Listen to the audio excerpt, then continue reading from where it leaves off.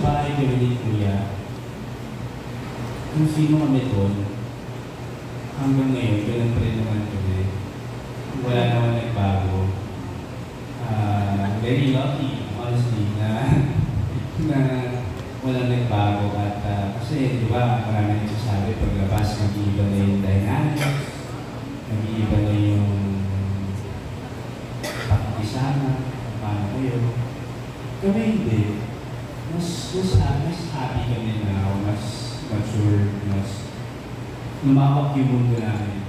Sa bahay ni Kuya, parang sarili kami mundo. Ngayon, mas close ba kayo ngayon? Sorry? Mas close kayo ngayon? Oo naman, super close. Dahil may trabaho rin kami, hindi naman kami as lost din yung Bianca, may mga roles din, may mga projects din kami na tinatrabaho. So, mas may label na ba ngayon? siguro, wala.